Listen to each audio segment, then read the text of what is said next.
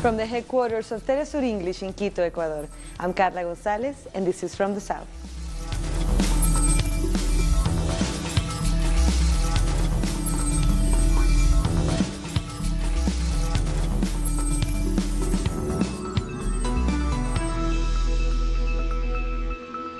We begin in Ecuador, where the Minister of the Interior, Cesar Navas, has announced that 9 people linked to the armed group Oliver Sinisterra have been arrested.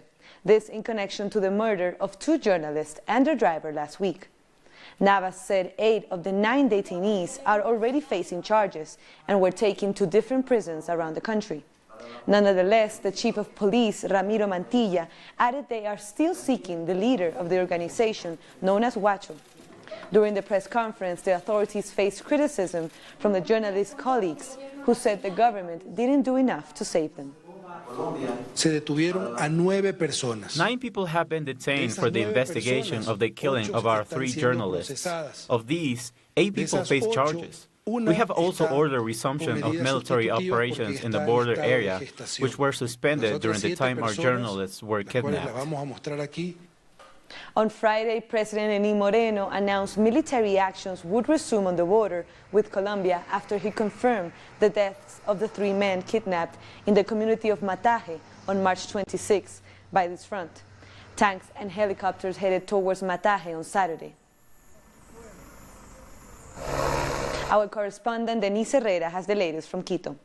Today we complete the 3rd day of mourning announced by President Lenín Moreno after he had confirmed the murders of the photographer Paul Rivas, the journalist Javier Ortega, and the driver Efraín Segarra, employees of the Comercio newspaper who were kidnapped by dissidents of the FARC group on the border close to Colombia.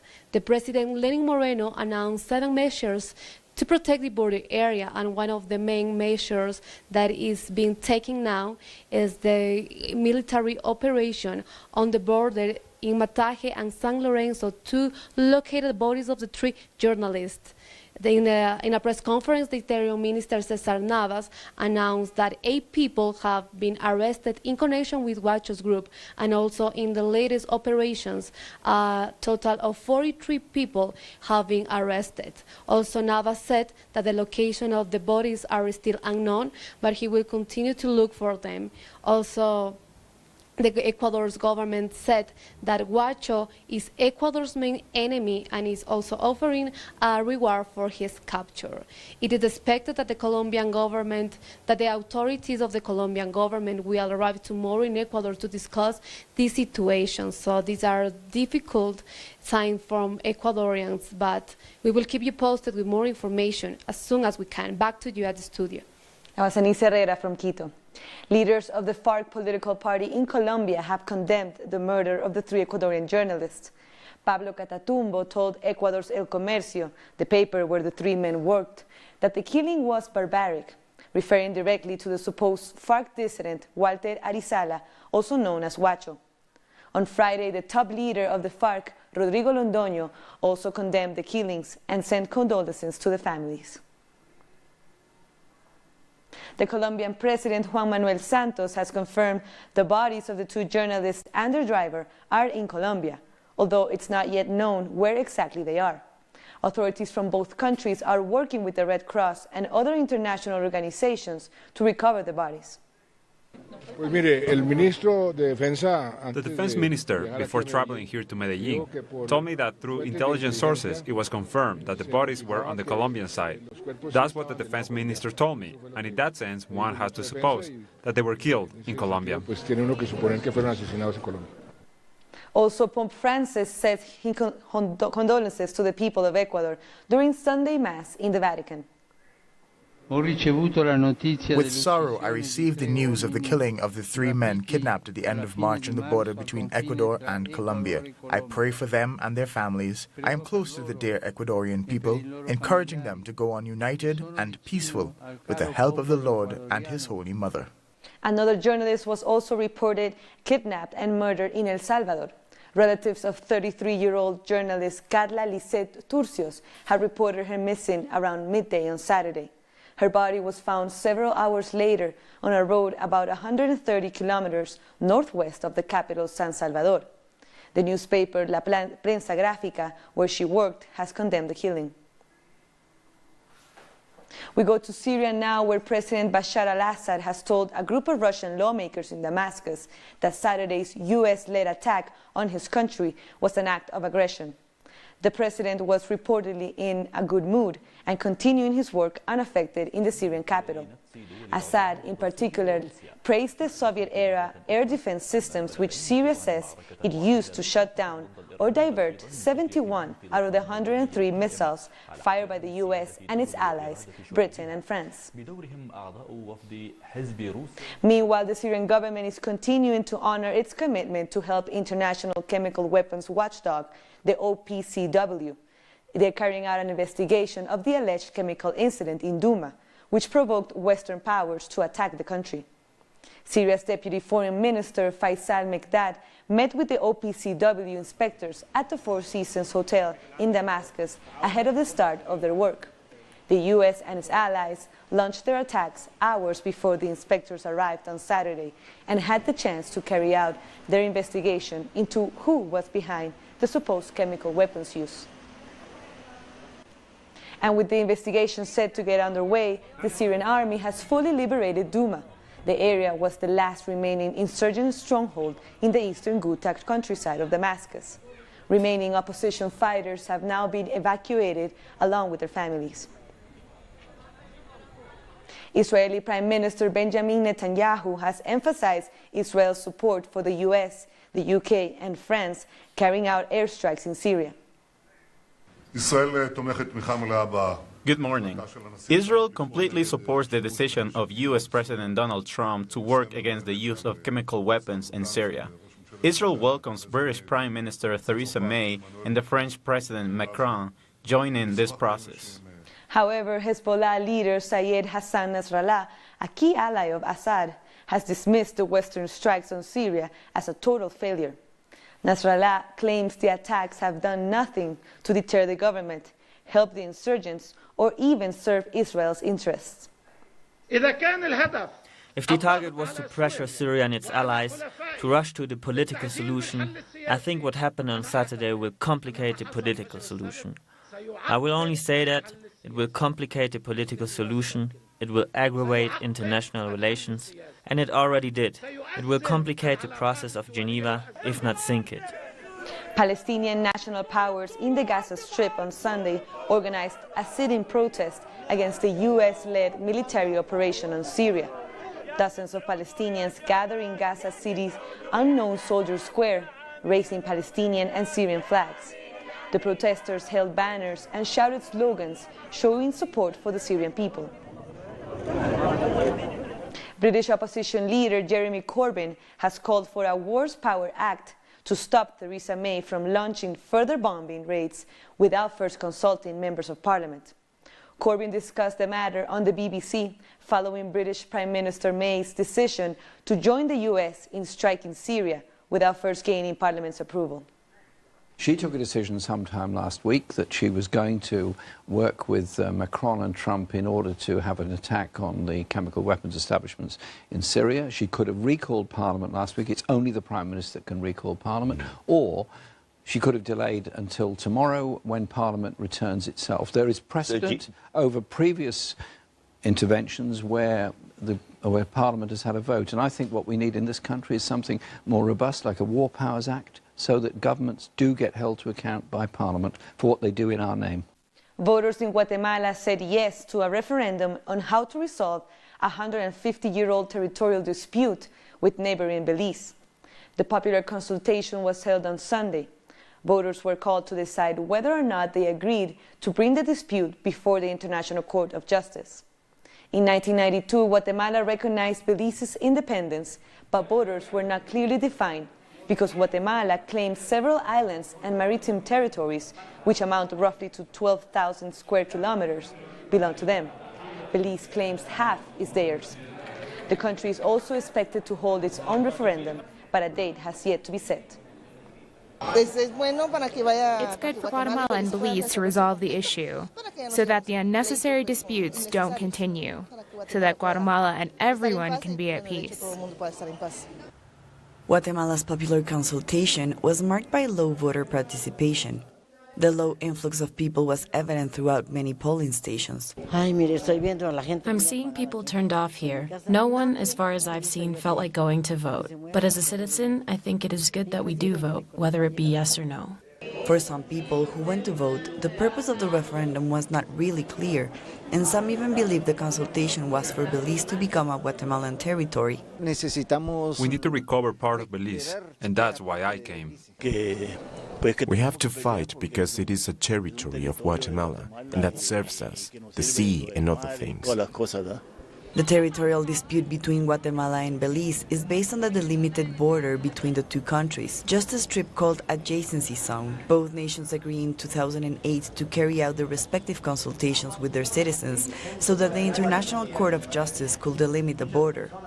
However, several analysts agree that this point was not well explained to voters, hence the confusion. There is lack of information because the government has not adequately informed the population on what is going on. There is no information about this subject that truly contributes to the Guatemalan citizen with regards to the situation. We should have clear information regarding the rights of Guatemala as far as Belize is concerned.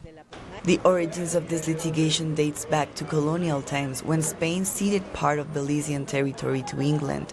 Now Guatemala will have to wait for Belize to hold its popular consultation so they can determine the actions to be taken regarding the delimitation of a border and the claim on access to the sea and some islets. We're taking a short break now, but join us again after this look at what our multimedia colleagues are reporting.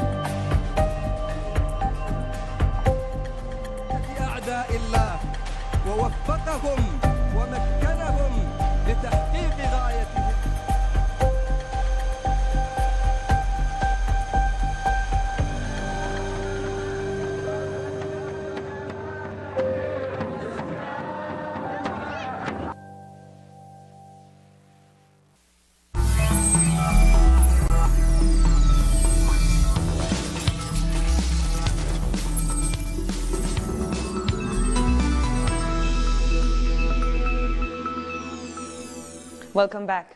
This year, the Summit of the Americas once again failed in its attempt to impose imperialist agendas. While in 2005, it couldn't establish the Free Trade of the Americas Agreement, or FtA, this time it gained no support in its attempt to isolate Venezuela.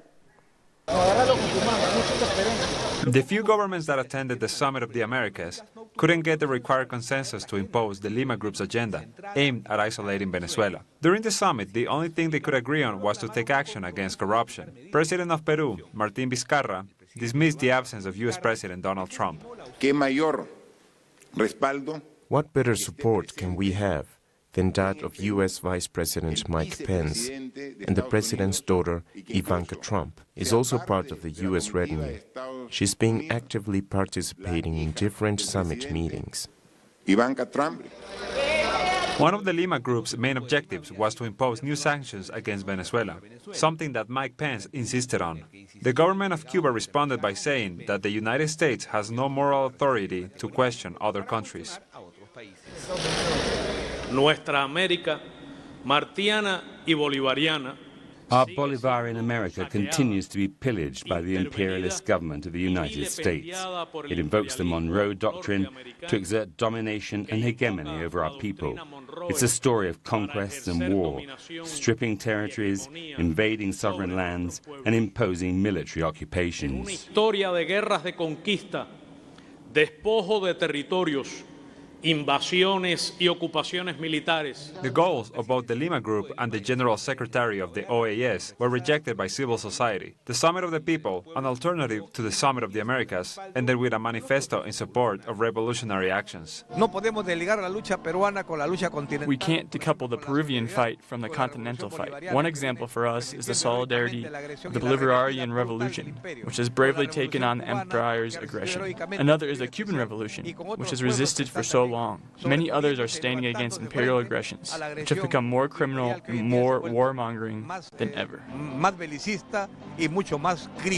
Demands from citizens were completely missing from the official summit, but they could be found at the Summit of the People, where participants agreed on the need to continue the fight for workers' rights and against neoliberalism, austerity in social investments, privatization, and free trade. Venezuelan President Nicolás Maduro welcomed Bolivian President Evo Morales to the Miraflores Palace in Caracas, a day after Morales left the Summit of the Americas.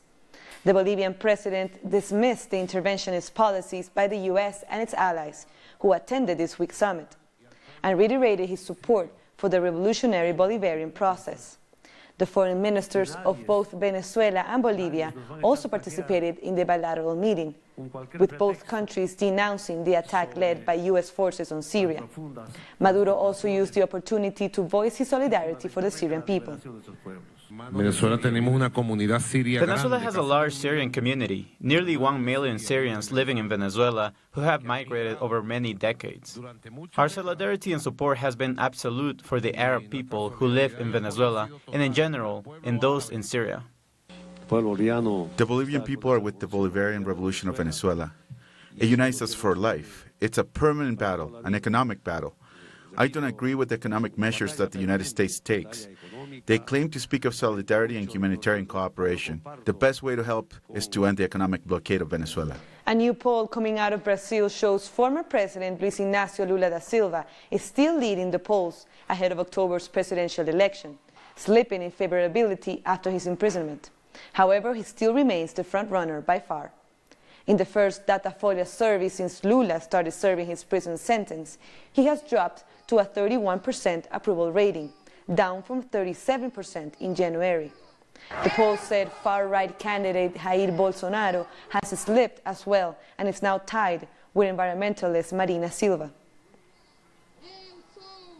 The Brazilian Institute of Public Opinion and Statistics, IBOPE, is one of the largest research companies in Latin America, and it has decided to keep former President Lula on his 2018 presidential opinion polls until August.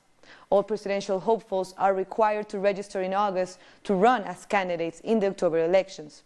Meanwhile, Lula supporters continue to camp outside the police headquarters in Curitiba, and protests continue in Brasilia, where Adriana Robreño reports. Hola, saludos. En Curitiba. The Free Lula campsite is still in Curitiba. Several political and cultural personalities have visited the camp. For example, this morning the legislator Maria del Rosario was in Curitiba outside the federal police headquarters. This has become a space to talk about the situation in Brazil. Here in Brasilia, the country's capital, there is another camp similar to the one in Curitiba. People are arriving from several states, and it is expected to get bigger over the weekend. The goal of the camp is to pressure the Supreme Court to review Lula's case. There will be more politicians arriving to the camp. Members of the movement of landless workers and other social groups have told us that they will not leave. The camp was intended to settle near the court, but the police have prevented, so they will remain here to fight for Lula's freedom and for democracy in Brazil. That was Adriana Robreño from Brasilia. This week, Lula's legal team will go to the UN to object to his prosecution. Lawyers on Friday also submitted a new motion in the federal Supreme Court to demand his immediate release. They want the Porto Alegre Appeals Court to reconsider its decision to make Lula serve his prison sentence early, before his defense team had exhausted its appeals. 1 month after the assassination of Rio de Janeiro councilwoman Marielle Franco, mourners gathered for a memorial and vigil. Franco's community paid tribute to her through song and dance. They say they will continue to seek justice for her killing, which is widely believed to have been a calculated act against the vocal community leader. Franco was explicit in her condemnation of the militarization of Rio de Janeiro. Brazil can't stand any more violence, and Rio de Janeiro can't stand these killings anymore. A week ahead of the presidential election, teachers and students are in Paraguay demanding greater investment in education, in a country that has the least investment in the region, according to ECLAC reports. Union leaders in the education sector say that Paraguay needs public policies that improve access to education, as well as working conditions and training for teachers. We are going to defend public policies to reform the education system in order to guarantee investment and the right to get access to good quality public education. Paraguay invests about 3.7% of its GDP in education, a low contribution for most of the population, who estimate that this will become a big challenge for the new government after the presidential elections on April 22nd. We need more education investment to reach at least 7% of our gross domestic product, since we are only investing nearly 4%. This will be the first big challenge for the new government. Official reports have revealed that in 2018, only 6 out of 10 students who are part of the current education system goes on to complete high school. The National Student Federation says this reality is part of the lack of infrastructure and the need for an education law reform. Our school facilities are in bad condition. The ceilings are falling apart. We have no books or educational materials. We have no chairs. The education system in Paraguay is awful. It is one of the worst compared to other countries. We are demanding educational reform where student organizations are included. 5 years of the Horacio Cartes administration were marked by successive protests with students and teacher strikes. They've pledged to continue to take action during the next presidential administration as well, as they continue to fight for a quality education that will assure them a better future. This will be our last break, but join us after a look at what our multimedia team is reporting.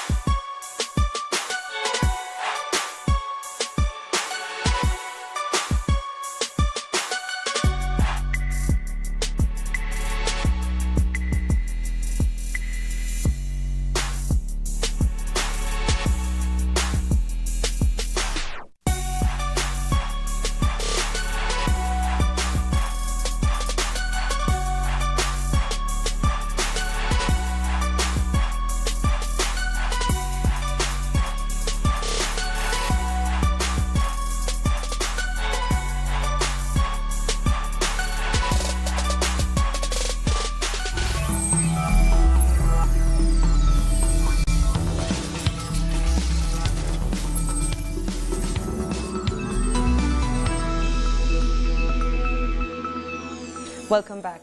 Now let's have a look at some other stories making headlines from around the world. Asia's 2 largest economies, China and Japan, have held their first high-level economic talks for the first time in 8 years. Chinese State Councillor and Foreign Minister met with Japanese Foreign Minister in Tokyo to discuss and improve their bilateral trade relations amid US-provoked trade war. The meeting is also expected to ease tension over China's maritime claims and Japan's wartime legacy. Both sides also emphasize the necessity to pressurize North Korea to abandon its nuclear program. We have shared understanding that a trade war, no matter which country has brought it about, will have a very large impact on the prosperity of the international economy. 2 2 members of the minority Christian community in Pakistan have been shot dead and 5 others have been injured in the city of Quetta. 2 gunmen attacked people as they were leaving a church. Islamic State members have claimed the killings. The attack comes just 2 weeks after 4 members of a Christian family were gunned down in the same city. In recent years, the Christian community has been constantly targeted in the country. Former FBI Chief James Comey has called US President Donald Trump morally unfit to be a president in a TV interview ahead of his book release. He also described Trump as a serial liar. Comey's book, A Higher Loyalty, Truth, Lies and Leadership, is due to release on Tuesday. Trump took to Twitter to refute Comey's remarks and also suggested that he should be imprisoned. Comey was fired by Trump last year over FBI investigation into 2016 presidential campaign. North Korea celebrated the 106th birth anniversary of the country's founder, Kim Il-sung, on Sunday.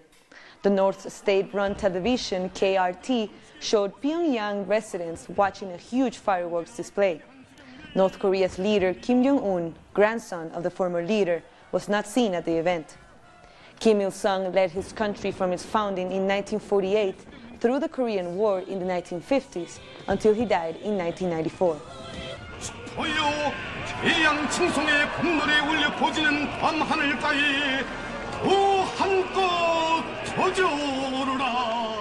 And we've come to the end of this news brief. This and many other stories, you can find them on our website, telesurtv.net/English. And you can also join us on social media, Facebook, Twitter, and Instagram. For Telesur English, I'm Carla Gonzalez. Thank you for watching.